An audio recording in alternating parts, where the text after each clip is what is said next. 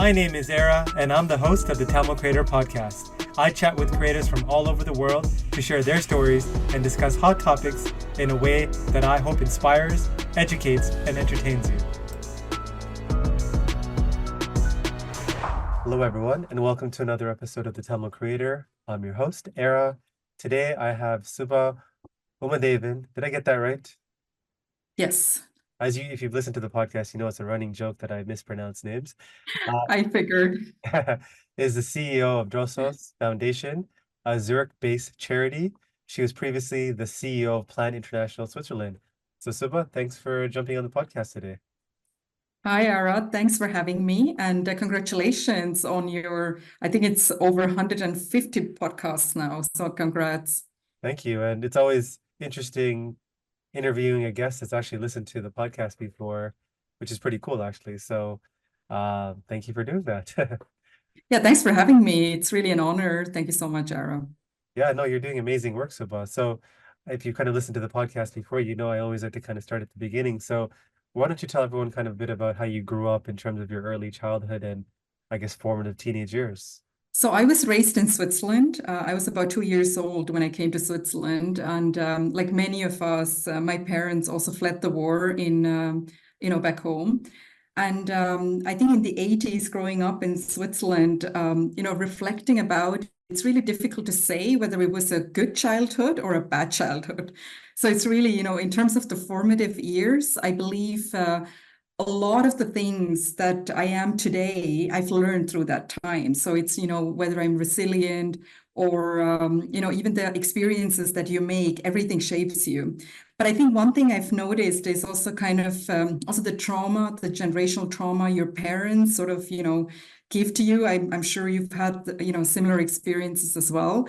So, as a firstborn child, I believe I had to carry a lot of the weight of, kind of translating to my parents when I was very young. And you had to be mature very early on. So that was kind of one part of perhaps, of the struggle.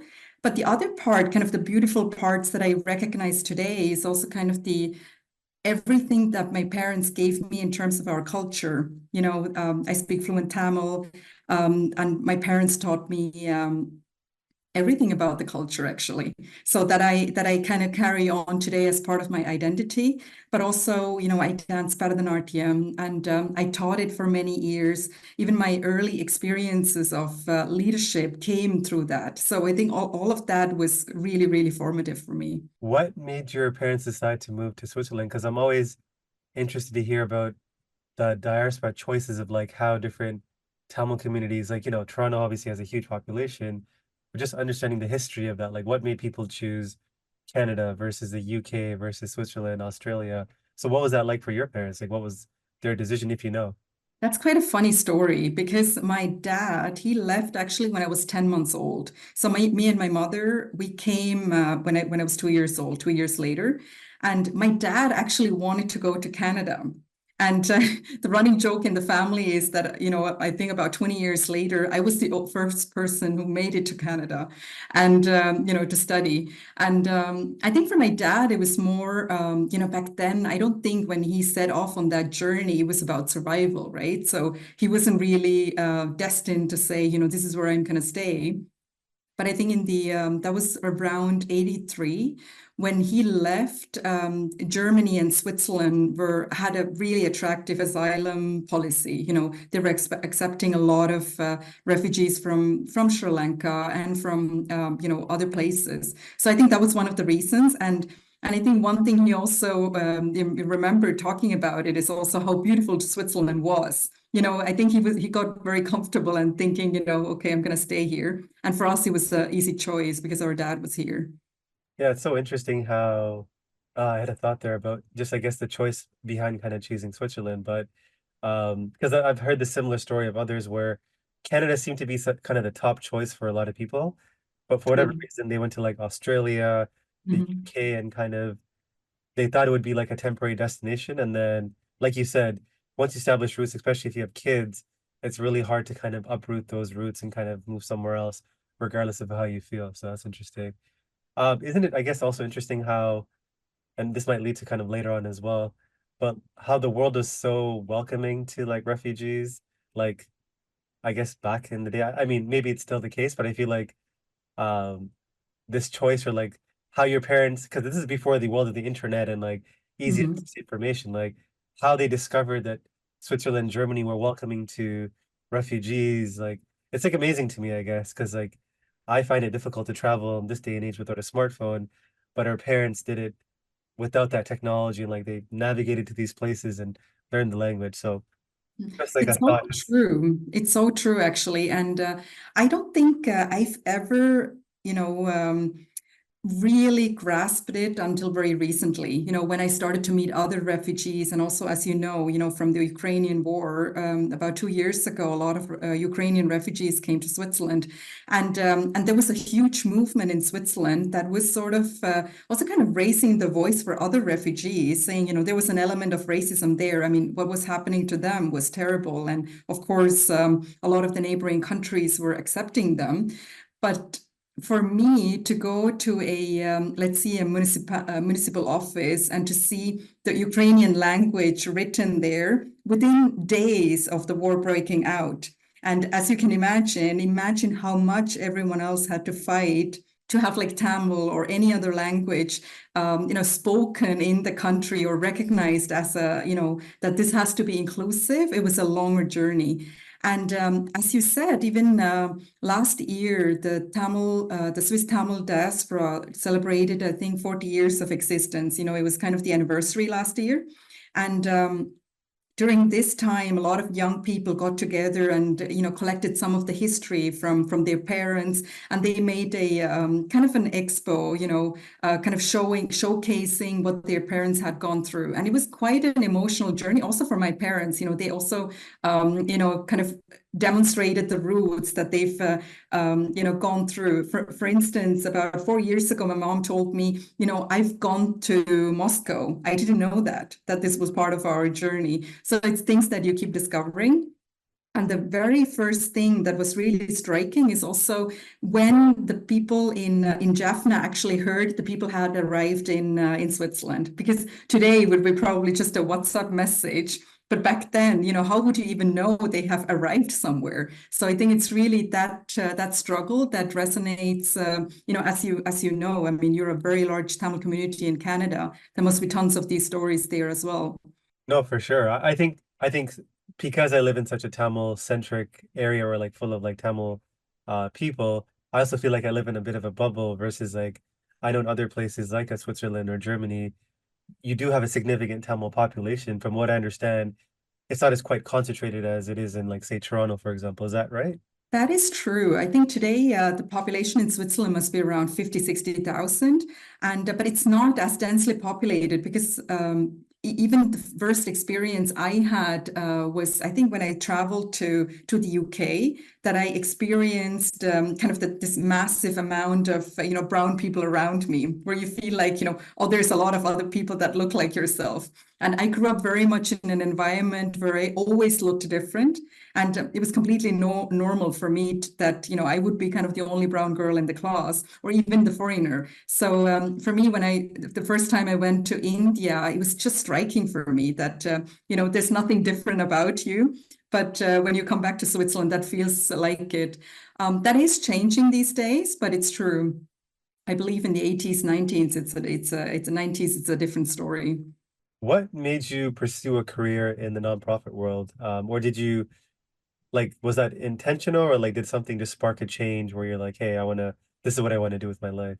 The good thing about my parents was that they never, I mean, obviously growing up, as I mentioned earlier, when you're a girl child in the Tamil community, there's always that stigma, right? Like, coming back to your earlier question as well, when you're very little, I was a tomboy, I was thriving, doing everything. And then as soon as you hit kind of your teenage years, all the restrictions come in. So that was a huge struggle kind of to get out of that. But one thing my parents did really well is they didn't really restrict like what kind of career choice I will have. They never told me I should be a doctor or an engineer or anything. So that was already kind of a set thing.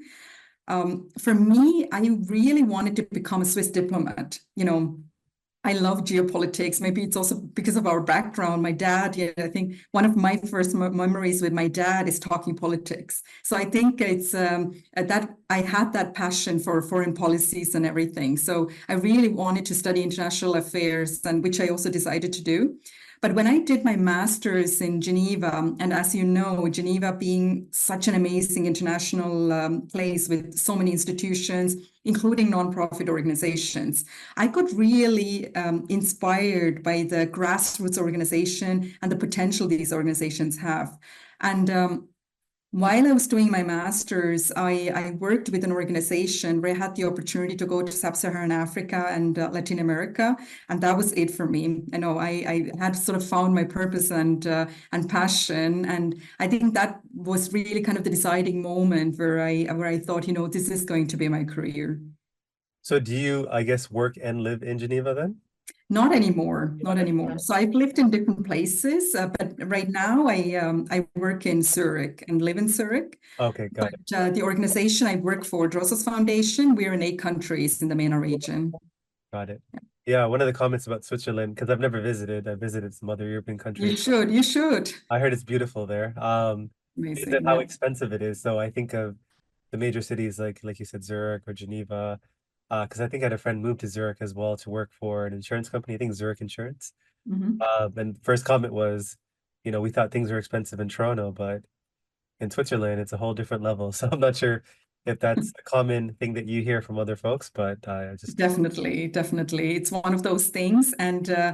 And one thing we notice is also wherever we go, we find it cheap, right? So it's kind of the standard is sure. different. And I think the only place I found a little bit more expensive than Switzerland is maybe Norway. You know, Norway, Japan is a bit on a different range as well, but it's true. I think, you know, even to live in Zurich, of course, the salaries are also kind of a different range, but to live in Switzerland, it's quite difficult. Yeah. This episode is sponsored by nobody. That's right, nobody. So if you could be kind enough to hit that subscribe button, that would mean a lot to me. And you've had pretty extensive career in the nonprofit world. So I'll start with, I guess, Plan International for like the audience listening. What do they do? And like for you reflecting back, what's an achievement that you helped the organization achieve during I think the 5 years you were there that you're still proud of today? It's a very good question to reflect about kind of the achievement.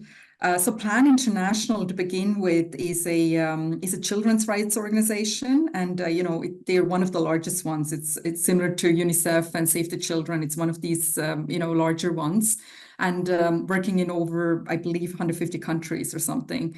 And I was leading the Swiss organization, and I really witnessed that change within the organization where they started to focus on girls' rights. You know, for instance, the October 11th, the International Day of the Girl Child was actually a plan advocated event with the UN.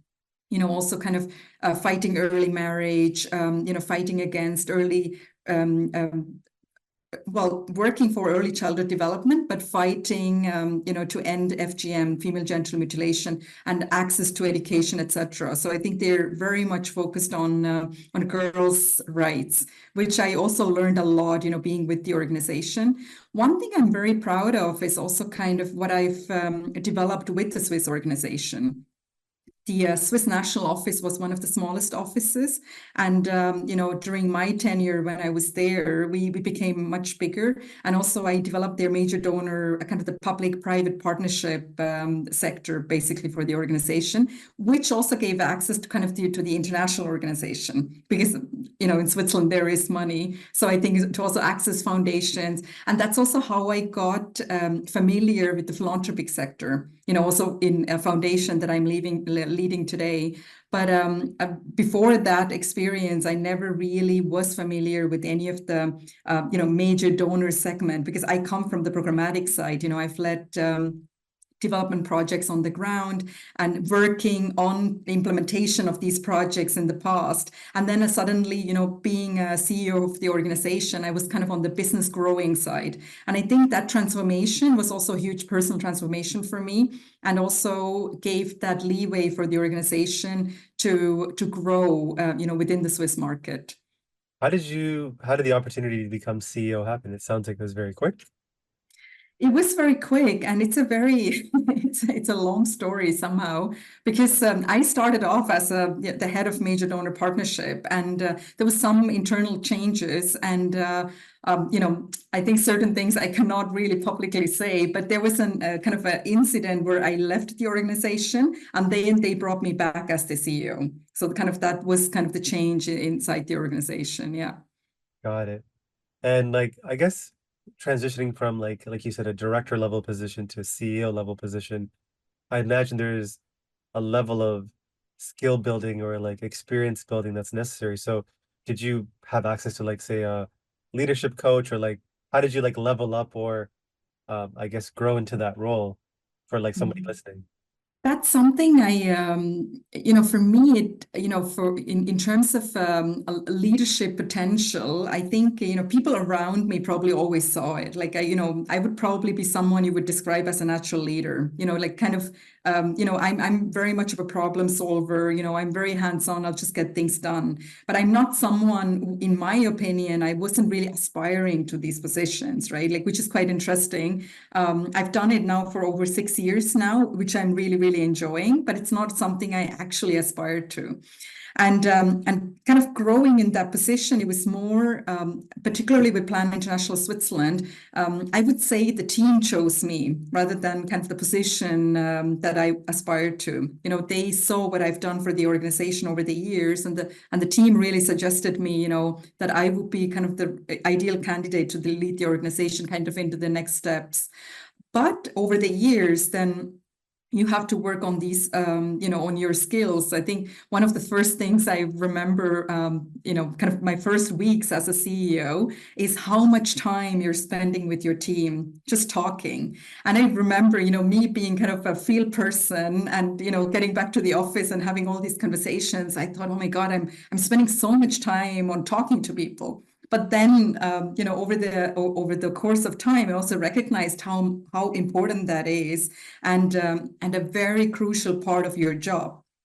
I mean, now most of my time is spent, speaking to my team. So I think it's just an enormous amount of learning that went into it, and also kind of my readiness to listen. But I've grown so much over, also in terms of patience.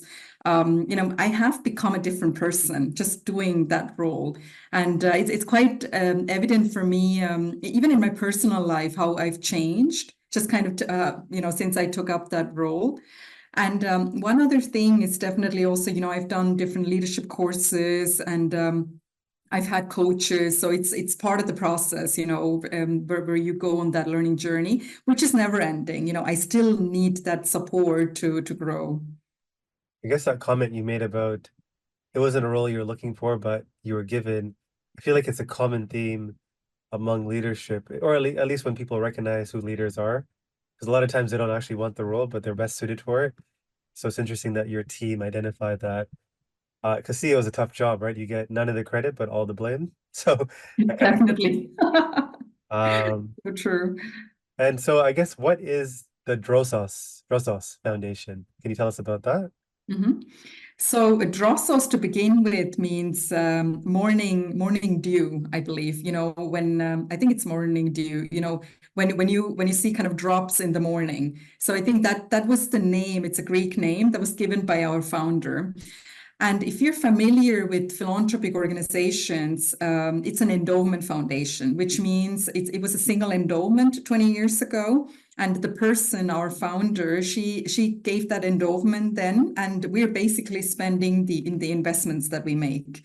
And in Switzerland, there is about 20, I think roughly 15,000 foundations. So you can imagine how much money there is, right, to be spent. And our annual budget currently is 30 million. And what we do is we basically invest this in kind of growing young people's potential in the region. So so our teams are across 8 countries. We have offices in different countries in the region, and we work with local partners. So we are not per se an implementing foundation, but we basically provide the resources for grassroots organizations. And And the amazing part about this work is really kind of unlocking young people's potential. And, where you see, and when you think about the countries where we work is Morocco, Tunisia, Lebanon, Egypt, Jordan. We also have partners in Gaza, and you can imagine how that's going right now. And in Switzerland and East Germany as well. So this is kind of the scope we have. And in terms of projects, what we do is this is definitely something that you love, kind of in terms of arts and culture. The first element of our kind of stream that we work is on future skills of young people. So it can be kind of in any different element, whether it could be through arts and culture, it can be through kind of coming up with entrepreneurial ventures that they wouldn't really be learning in the school, but outside. When you look at, for instance, in Morocco, the education system is there, but most people send their kids to private schools because the quality of the education is not as high. So when you think about kind of a dancing lesson or something that creative, a coding lesson young people want to do, there's no finances for it. So that's where we come in, and we kind of support and grow organization to do that. And the second part is one of the highest unemployment rate in the world is actually with young people in the MENA region, Middle East and North Africa. So even if you look at Jordan, a lot of young people are well educated, particularly women, but they're not entering the work market because of cultural norms. It's not very common for women to work in some of these societies. And that's also something I find amazing in our culture is also, of course, there is a little bit of that stigma and kind of this inequality when it comes to for girls to do certain things, but not when it comes to education. When I think back about my parents, of course, they were always very focused on my education. So this is definitely something that I find amazing in our culture. I just came back from Upper Egypt, and even looking there, when you think about it, if you've ever been to Cairo, Cairo is like generally modern society. But when you go to Upper Egypt at the border of Sudan, it's a different world. It's such a rural community. A lot of women I talk to, they're in our projects. It's the first time that they're working. So, which is quite inspirational to see, the kind of potential that they get. And the third stream is basically social entrepreneurship. So we provide support, and we also not only financial support, but also kind of organizational development, something I've also become very passionate about over the years now, how important the governance of organizations is, not only for large organizations like ours, but also for organizations that are, you have an idea, but you need kind of a governance structure to be able to kind of scale that business. So that's also the kind of expertise support that we provide. So this is kind of DROSOS in a nutshell. I found the model interesting in the sense that, well, I mean, I guess it is more common now, but instead of having to do the implementation work right on the ground, you're providing more of the resource or like, I guess, technical know-how to implement, because I guess more Exactly. organizations are realizing, let the locals who know kind of the context of culture and all of that and have the relationships with people to actually do Mhm. implementation while giving them the resources. So that makes sense. Absolutely. Did you know that every time you left a 5 out of 5 review for this podcast, a Tamil parent lets their child pursue a career in the creative arts? Okay, that's probably not true, but if there's a chance that it is, do you really want to jinx it? Leave a review. Do it for the young creative in you. You made a comment about there's 15,000 foundations in, was it Switzerland as a whole? Yeah. Is that like the most in the world, or like is that Oh, yeah, that's a good question. In terms of density, I'm not sure. But I think in terms of how much money that every foundation holds, I can imagine it might be the highest. Yeah. interesting? Do you know the history of why this came to be? Well, I think with the entire banking history and everything that comes together, where a lot of the incentive that people have. I mean, a lot of people want to do good and they invest their money in foundations, but a lot of the incentive is also kind of to save taxes, and there's a lot of these other elements as well. So I wouldn't be surprised that that was kind of the background to it. Yeah. Interesting. You also mentioned, I know in your like your role as a CEO, it's more, I guess, coaching or like connecting with your team to kind of help them do what they need to do versus doing the work yourself. Not that that isn't work, but like, what does that actually mean when you talk to your team? Like how do you structure conversations to see how you can help them, or like help them do what they need to do to kind of achieve the overall goal from like a practical point of view? The reflection I usually have is, before I get to know the team, is also really to understand where they come from. For me, it's kind of two different worlds for me, leading the team at Plan International Switzerland and leading the team I'm leading today. Talking about, I'm sure you're familiar with kind of that high and low context cultures, right? And when you think about, I grew up in a Germanic culture. So I'm as a person, I'm very direct. So I just say what I think, which can be very offensive for Tamil people as well. But this is how I grew up, right? And which I also had to kind of accommodate to the culture I'm leading today.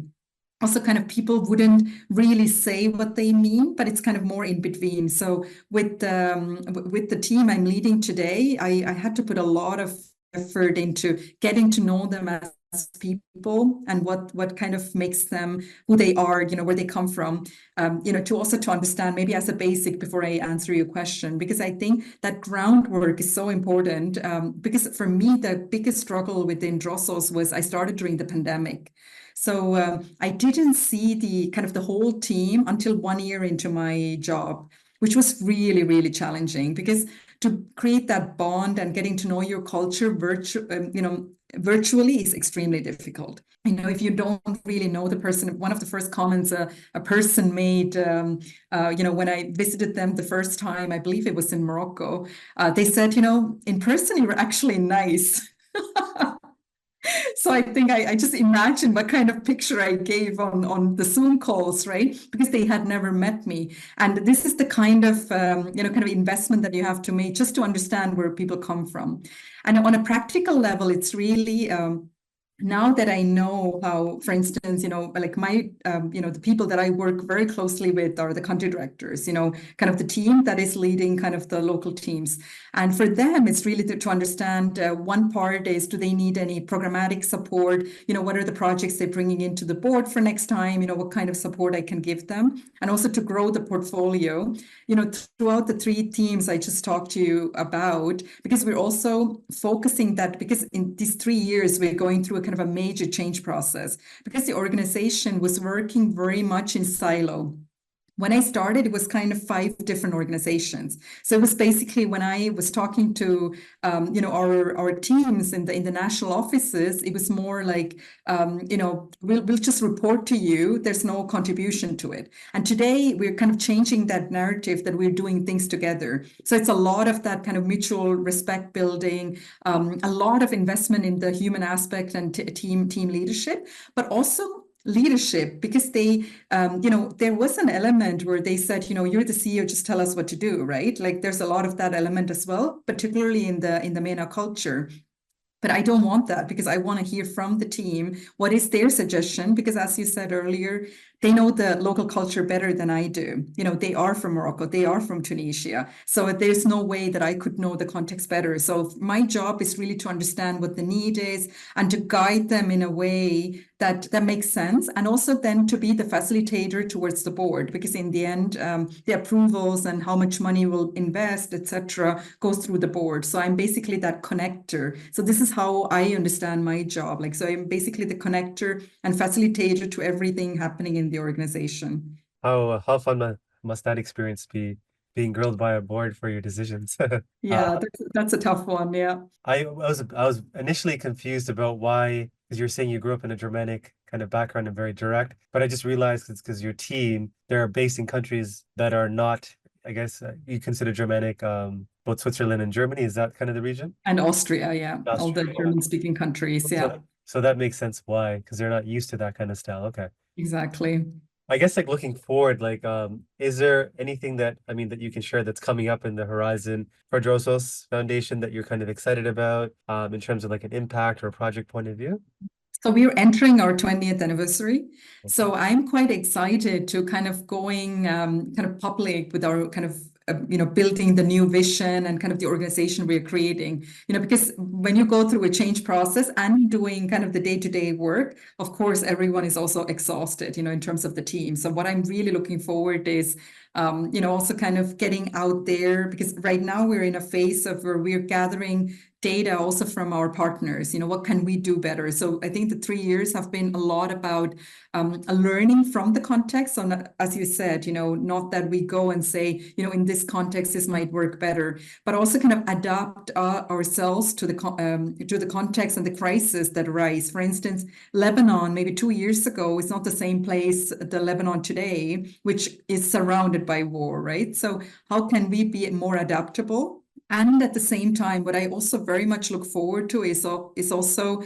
I'm really, really proud of how we've created the team, how they're inspired and coming together and kind of putting all of their efforts in there. I'm also very keen to see how the new team will also evolve into the future. So it's not always kind of that change modus, but we can also go into kind of more of that stable and stability for the organization and to be able to learn and grow in the organization. Got it. I know we kind of briefly talked about this before we started recording, but I guess you did eventually make it out to Canada back in 2003. I think it was for school. Exactly, yeah. What made you decide on going to school in Canada? Like, how was that whole experience like? It was amazing. So it was probably more also kind of the inspiration from my parents, right? So, to make it to Canada at some point. But I was looking into kind of different English-speaking countries. So I wanted to do my, I studied mostly in German, and I wanted to do my undergraduate studies in English. And it's a good question. I think I just loved the culture in Canada, and I think UK was a bit too close. And the weather is not as well. Ottawa is not better. It was super cold, but I was still it was more sunny. And I think there's something about Canada I loved. And the experience was fantastic. I mean, Canada has also shaped me in many ways. One kind of main thing I could share is, Switzerland is a very modest country. In terms of like how people are, it's very, you do things, but you don't talk about it. So it's kind of that is kind of instilled in you from the beginning. So one thing I definitely learned in Canada is really, if you're telling the truth, it's not bragging. People will say things, how they kind of that strong communication, how people position themselves, the confidence. I just admired people for that. You would see that kind of even in a child in Canada, which you wouldn't really see, or it's not even encouraged in Switzerland in the classroom, right? So I think that is definitely something I took with me. I know you got to kind of experience Canada. I'm curious about what is the Tamil community like in Switzerland? I know you kind of briefly talked about it before, but maybe like, like what was it like growing up? Were there like lots of community events? Like how often did you see different people in the community? Or was it like mainly kind of with your direct family and maybe cousins? Like what was like, are there like a lot of Tamil stores where you can kind of go to a grocery store that sells like Tamil vegetables or products? And yeah. 'Cause I'm used to I like think again, Toronto where like I think I know you could do everything in Tamil, actually, right? yeah. Well, to the Canada experience, it would be nothing. I don't think anything you could compare anything to the Canadian experience. I mean, it was an eye opener to me, and also incredibly proud that we have members of parliament that are Tamil. You kind of celebrate Tamil Heritage Month. I think it's just amazing. I just kind of really admire kind of Canadian Tamils to stand up for that, and also kind of kudos to you to have founded Tamil culture, because it's also something I always kind of followed, because it was something that gives you a sense of pride. In terms of Switzerland, because I was quite active in the with dance, and I was kind of early on, I was doing like Pechapoti, speaking competitions and things like that. So I knew people from the community.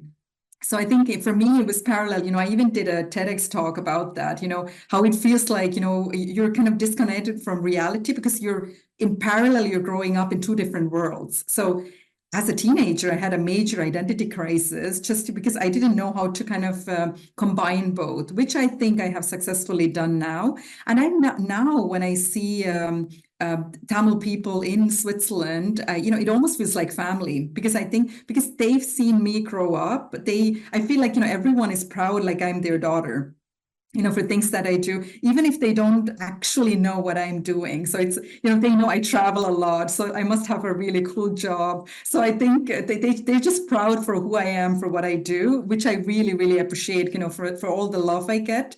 And I used to teach Bharatanatyam. And now sometimes there's young girls writing to me on Instagram saying, we've always looked up to you, and we've done dance classes with you. It's just like it's so heartwarming. I think that's the kind of relationship I have with the Swiss Tamil community. It really feels like family.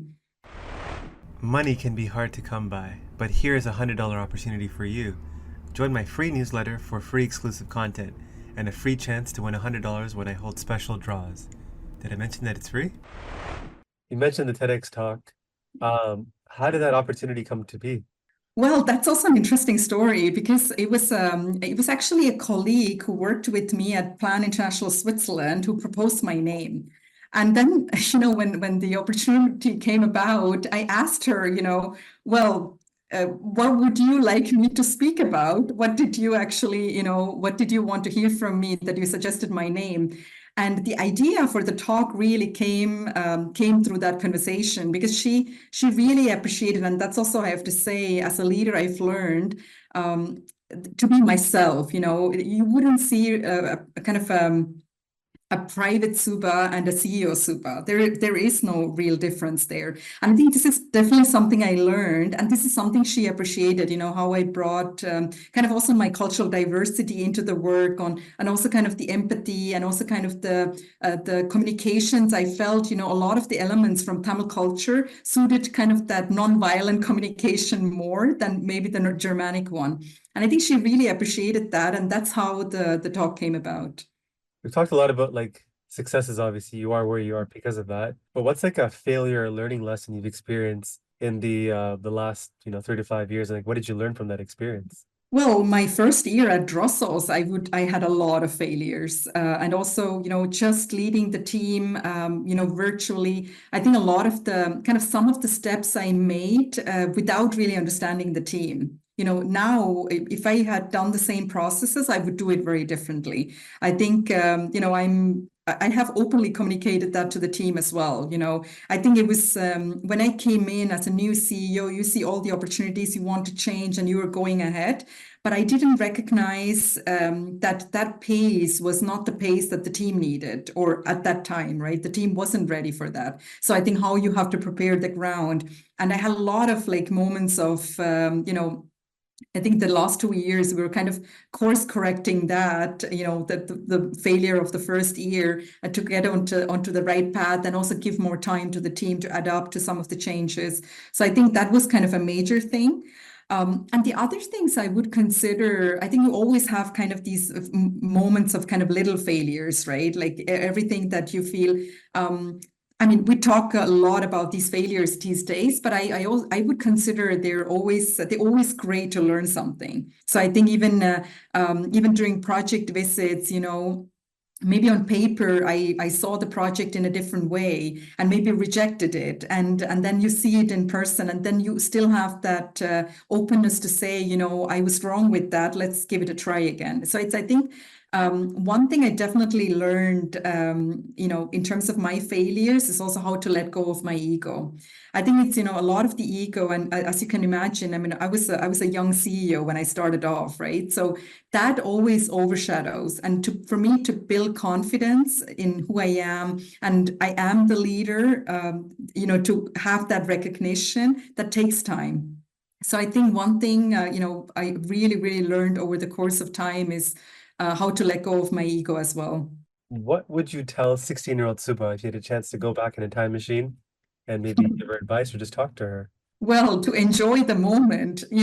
I think that the way I am, I sometimes feel like I didn't really have had my teenage years, right? Because I was so focused on kind of becoming someone. I wanted to be successful and all these things, but just to enjoy being 16. I think that's probably what I would tell her now, because there's so much time to do other things. Just kind of enjoy, being young and have fun. What's one specific thing that you want to go back in time to do as a 16-year-old? Party more. Good. And I guess looking forward in terms of your personal legacy in a few sentences, like how do you want to be remembered by your friends and family? Yeah, friends and family. Well, I hope it's great if they just remembered some sense of legacy, right? No, I'm just joking. But I think with friends and family, I would say, for my courage, I think, I think that I would really love them, also kind of the circle of women around me, the things like pushing the boundary. I would love for that because everything else, like kind of the kindness, the way I'm with my family, I mean, it's a given, right? But I think I would definitely kind of some elements of my kind of professional life also kind of to inspire kind of for them as well. So I would definitely want kind of the story be kind of the courage and everything I've pushed for. That's a good way to segue into the last part of our podcast. It's a fun speed run I like to call Creator Confessions. I'm going to basically say a bunch of statements, and you're going to tell me the first thing that pops to mind. Ready? I'm ready, and the time flew by, Yara. That was the goal. Yeah. Favorite Tamil food? Favorite Tamil food is idiyappam and any curry. If there's like a flood fire and you only have time to take two things with you, what are they? My husband. Okay, it can't be a person or like an Be a animal. person, okay. Probably like some sort of a financial mean, right? Like some card and probably something to survive on, maybe a drink or something. Very practical. I like it. Something that scares you. Something that scares me is so I'm quite focused on my drive, right? Like I've always had it, and something that scares me is if I lost it. Hmm. Kind of that passion and drive for things. What's an insecurity that you have? My clumsiness. Favorite TV show you're watching? Favorite TV show that I'm watching right now. So I don't really have any favorite ones right now, but I think a general favorite one is Narcos. I really like the Narcos series. Yes, good show. It really humanized.